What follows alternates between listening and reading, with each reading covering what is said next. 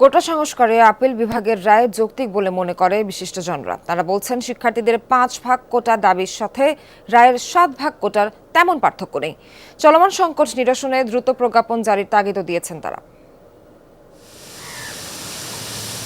উচ্চ আদালতের রায় অনুযায়ী সরকারি চাকরিতে 56 ভাগ কোটা নেমে এসেছে 7 ভাগে, অর্থাৎ এ সংক্রান্ত প্রজ্ঞাপন জারি হলে সরকারি চাকরির 93 ভাগ নিয়োগই হবে মেধার ভিত্তিতে, বাকি 7 ভাগ নিয়োগ হবে কোটায়। এর মধ্যে মুক্তিযোদ্ধা কোটা আগের 30 ভাগ থেকে নামছে 5 ভাগে, ক্ষুদ্র নৃগোষ্ঠী 5 ভাগ থেকে 1 ভাগ, আর প্রতিবন্ধী কোটা আগের 1 ভাগ বহাল থাকলেও যোগ হয়েছেন তৃতীয় লিঙ্গের চাকরি প্রার্থীরা। আপিল বিভাগের রায় অনুযায়ী থাকছে না 10 ভাগ নারী ও 10 ভাগ জেলা কোটা। বিশিষ্টজনরা আপিল বিভাগের এই রায়কে ইতিবাচক হিসেবে দেখছেন, তাগিদ দিয়েছেন দ্রুত প্রজ্ঞাপন জারির। আন্দোলনকারীরা যেটাতে সন্তুষ্ট হবেন, ওখানে তো বলা হয়েছে মুক্তিযোদ্ধা ও মুক্তিযোদ্ধাদের সন্তানের ব্যাপারে কোটা, এটা মনে হয় না এটার ব্যাপারে কারো কোনো আপত্তি। এটা ভালো হয়েছে, যেটা আন্দোলনকারী ছাত্ররাও নিশ্চয়ই সন্তুষ্ট হবে। বিশেষত নারী কোটা যে থাকতে হবে, এটা তো অনস্বীকার্য।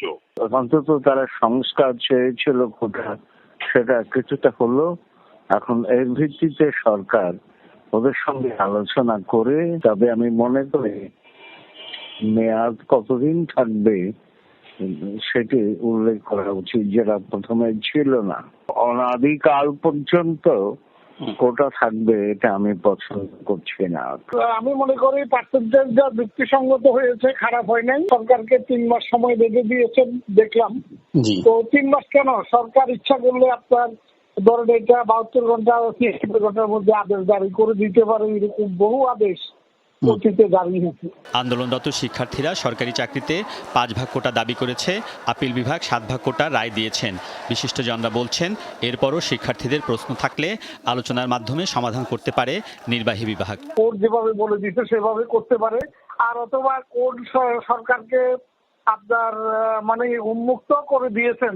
এখন সরকার ইচ্ছা করলে সেটা কমাইতেও পারে, বাড়ানো তো অবশ্যই উচিত হবে না, সরকার ইচ্ছা করলে কমাইতেও পারে। এখন আলাপ আলোচনা করে যদি এটাতেও সন্তুষ্ট না হয়, তাহলে আরো এর পরিবর্ধন করার সুযোগ আছে। সুতরাং একটা ভালো দিকে, ইতিবাচক দিকে মোড় নিচ্ছে। অল্প বয়স, তাদেরকে বোঝাতে হবে, তাদের সাথে সফটলি বিহেভ করতে হবে। কোটা সংস্কারে উচ্চ আদালতের রায় আইন, এরপরও প্রয়োজন হলে সংসদে আইন পাশ করা যেতে পারে বলেও মত দিয়েছেন বিশিষ্টজনরা। আলমগীর স্বপন, যমুনা নিউজ, ঢাকা।